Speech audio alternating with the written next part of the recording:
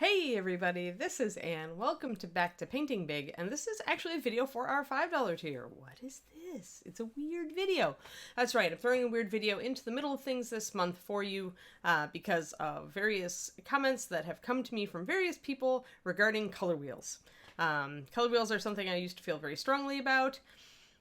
I guess I still do feel strongly about it. I feel like people overthink their color wheel. I feel like people are made to feel like the color wheel is complicated, or that using it is difficult, or that you need to be an artist to truly understand all of the color wheel. No, no, the color wheel is a very simple thing. It really is a simple beast, and so we're going to talk about it in this video, and I'm going to kind of show you simple ways that you can utilize the color wheel that don't involve rocket science and that honestly can help your painting. All right, so let's get to that. All right, so here is the color wheel that I use when I use a color wheel, which is not often. In fact, I used to start my color theory classes by taking this and throwing it over my shoulder and then ignoring it for the rest of my class. And honestly, guys, that is how you can treat the color wheel. You do not need to use the color wheel. The color wheel is useful for a few things, however. So, if you wish to use the color wheel, optional, you can utilize one. And if you get one, I do recommend this one. I believe I have a branded Scale 75 version of this also, but the Pocket Color Wheel, the Color Wheel Company, is the people who created this color wheel. Now, there are several uses for the color wheel, and it's a handy little device, so it's going to tell you what its uses are right out of the gate. So right away, when we look at this, what do we see? It's a guide to mixing color. So right away, if you don't mix color, there's some stuff that you just can ignore on here. If you're not into mixing.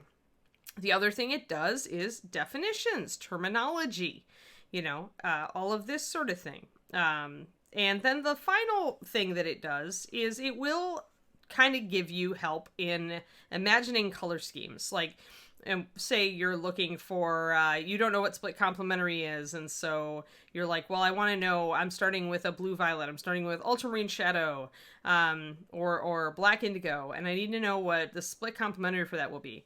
If you look, they've got a split complementary wheel right here. You can see these two little arrows, and all this sort of thing. We'll talk about this in a bit, or maybe we'll do it in a different video with color scheme video. But at any rate, let's get back to these simple ways of the color wheel here. So you don't need to know this stuff, but you'll hear me refer to it an awful lot. You're going to hear me refer to primary colors and secondary colors. Remember, red, yellow, blue, green, orange, purple.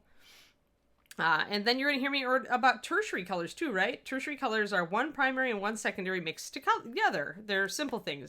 They're red, violet, blue-green, all of these, yellow-orange, those are tertiary colors. They are important because we do actually run into those, right, in our regular painting lives. So, knowing that those are called tertiary colors will help you kind of understand when somebody is talking about them that way. The other thing that this gives you is, again, a bunch of stuff that you don't necessarily need to know, but that if you hear another miniature painter talking about it, then you'll know what it is. You've seen me use some of these, like hue is another name for a color. So red is a hue, red is a color, etc. You don't really have to worry about tint, tone, and shade. Almost nobody uses that. Sometimes I'll use tint, but really those are just ways to refer to a color plus white or gray or black. A key color is the dominant color. We usually call it a main color in a color scheme. So and it can also be the main color in a mixture of colors. So if you're mixing a red-orange, then red is probably your key color there because you're much more red than orange, since orange itself is a mix of yellow and red. Neutral gray is just a combination of black and white. That's a true neutral. Intensity or chroma, brightness or dullness of a color, and that also is saturation, if you remember that I just did a PDF on that. And then another word that's often used is value, which is lightness or darkness of a color. And that brings us to this handy thing that a lot of people ignore on their color wheel, which is the grayscale. Let me get a refocus here. So the color wheel has a little grayscale for you. It's a 10% black, 20, 30, 40, 50% black, 60, 70, 80, 90, and 100. And so what this handy little thing actually lets you do is determine the relative value of a color. So for example, say you've got a swatch You can lay this grayscale up against it and determine its relative value. So its relative light or dark, right? And so since you kind of know that this light gray is 10% gray and this one is 100% black, right? 10% black, I should say, and 100% black. So you know that the middle kind of value is going to be around value 5 or 6, right? Probably around value 5.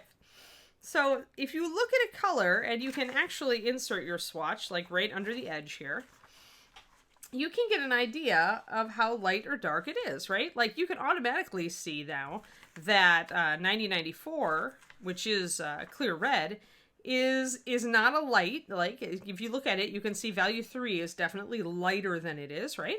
Go to value 4. Now you're getting closer, but you're kind of still seeing that is a little bit, right? The gray still looks lighter than that, right? Now we got value 5. Now this is very close, right? You can't necessarily, this does not look lighter. It even looks maybe a tiny bit darker, but let's just check. Yes, this gray does look darker than the red. So that means the closest thing to our clear red is a value 5, which if you remember is exactly the middle of a scale. So clear red is a middle red. It's a center red. It's not light, it's not dark, it's in the middle. This is useful for when you're trying to introduce contrast on your miniature. When you're using a color, figure out what value it's closest to. And when you choose your next color, when I tell you to choose a color that's lighter or darker than that, you can look for another color and compare it and say, okay, I need a color that's closer to this, you know? Maybe we're looking for... I need to fold this sucker so we can get closer. Here we go. And for those who have not seen it, this is a color wheel that I did using MSP colors to tell you which ones are closest to the various quote-unquote pure color wheel colors. So over here now, we can see what things are closest to what, right? Again, we're looking for light or dark, and we've got definitely some lighter here. You know, you can look at any color next to this and get a relative value. Sometimes you have to, if you want to, you can squint. That's a great tool. If you're not sure, if you're like, I think it's value tool, but these colors are so different that I can't tell, squint a bit. If they disappear, when you squint your eyes almost close to where you're really losing vision, if they blur into each other and you can't see an edge at all, that's the value. So when I squinted, these two colors blurred together when I squinted my eyes almost closed. And I could still see the edge here, and so I knew that this is it. So this green, which is 9248, Alien, I think that's moth green. Moth green is a value 2. So that's useful to know, especially if you're doing, say, a light color scheme. Say you're doing, say, Spirit Beast. Spirit Beast is made up of a lot of light colors. He doesn't have very many dark colors. But you could vary it a little bit by looking at these various colors and deciding what value they were and making sure that you're using, say, a 1 and a 3 and a 5. That'll keep you on the lighter end of things, but you'll still have a lot of difference between your value 5 and your value 1. So contrast is relative, right? So you can paint a model like an assassin who's in dark colors. You might have to use black and then maybe a 7 or an 8 color and then maybe a 5 or a 4. But you can avoid the light end of the spectrum and still get a good amount of contrast in your lights and darks or in your values, right? We learned that word. So there. So grayscale, quite useful for assessing the relative lightness or darkness of a color. Obviously, you can even see it in practice here. If you flip it around, you can kind of look and try to figure out what this yellow-green is. You know, what is this green closest to? This green is more like a 5. The yellow-green is more like a 4. Or, yeah, it's somewhere between a 4 and a 3. It can be between these things, you know. It is a fine line sometimes. But at least you get a relative idea of where it is. On mixing, a lot of these things are already going to make sense to you. These little cutouts here are just meant to show you mixing, right? They're meant to tell you that if you add yellow to red, you're going to get an orangey color. And if you add blue to red-orange, you're going to get this deep kind of purpley grayed out color or something close to it. So this can be useful if you're thinking of mixing two colors, like if you're adding, say, complements. So if I add blue to orange, I'm actually going to get kind of a grayish brownish color. It'll also show you adding white or adding black, and sometimes this will show you pigment interactions. I've talked before about how using a color with a lot of black in it will go green. You see here, if you take yellow and you add black to it, you do get green. So all these things they're just kind of in a handy reference for you on the color wheel, right? So how do I use the color wheel? Like, really for me, I don't utilize directly any of these things. I'm pretty good at eyeballing it. But what I use it for is to describe how to get more contrast in your paint jobs. You guys have heard me say before that colors that are right next to each other on the color wheel don't get along too great. So like if you're painting a mini, that's a mermaid, and you're thinking you want to go green and blue-green, you want to go like, some sea colors. But the problem is there's not a lot of contrast here. These colors don't look good together. Green and blue-green especially. Green and teal love to fight. They just don't look good right next to each other. They're too close. They're too similar. When you have something that's too similar on a model, not only can you not see details, sometimes the colors just clash. So what you need to do is you separate those colors somehow. Maybe you make one lighter and the other one darker, which is a good way to go. But the other way, and the way that directly relates to the color wheel, is push them farther apart on the color wheel. So if you want to use a green with a blue-green, push your blue-green closer to blue, and push your green closer to yellow-green.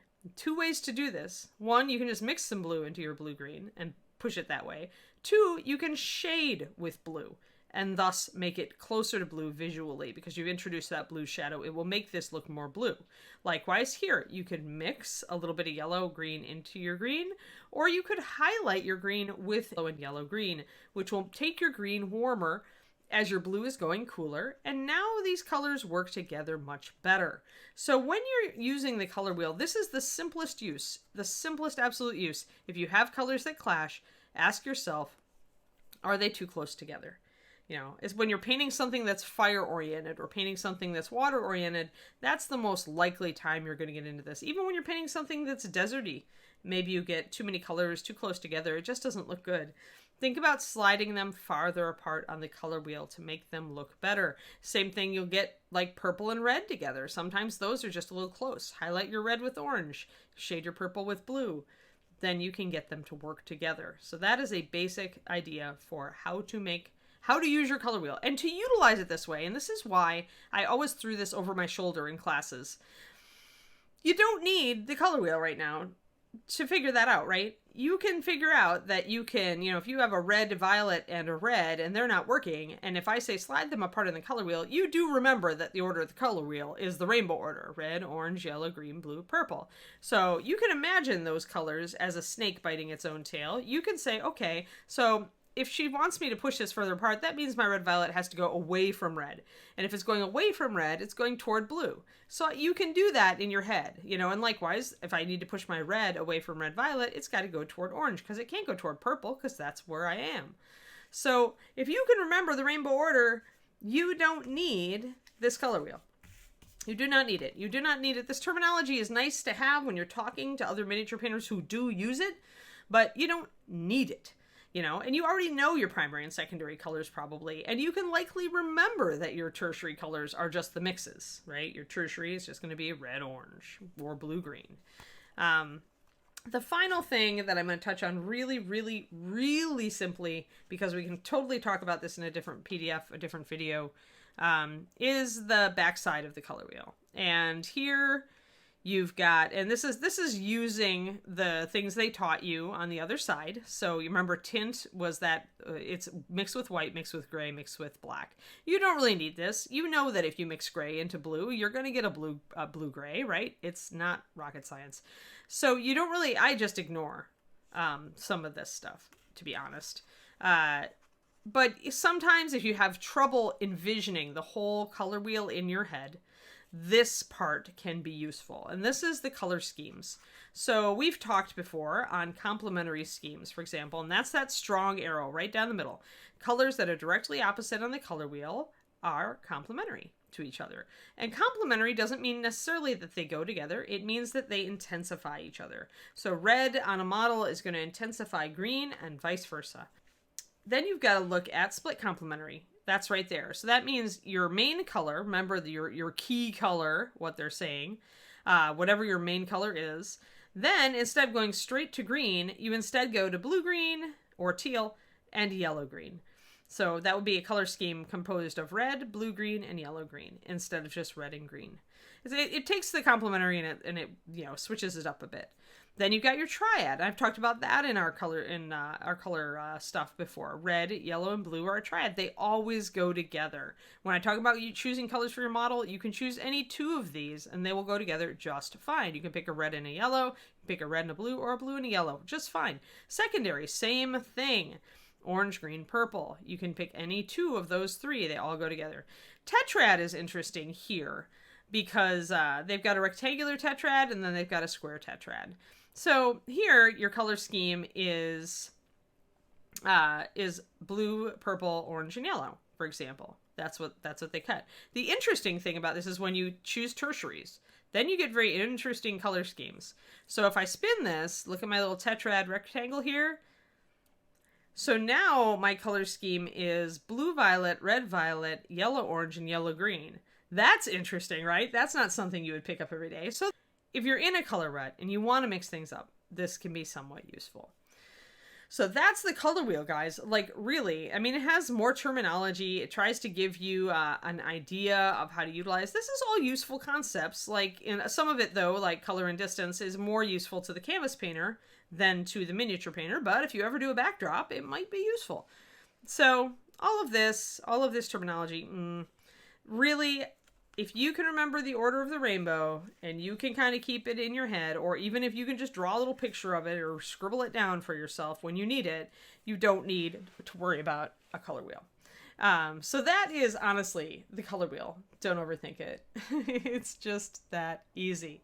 Don't worry about it. It's not complicated. Mostly you have to remember that the farther apart things are on the color wheel, the better they go together. And the closer they are, the more they will fight. So this all comes back to contrast. As always, I will harp on this forever and ever. Y'all have a great day, and I will talk to you again soon. This is Anne, signing off.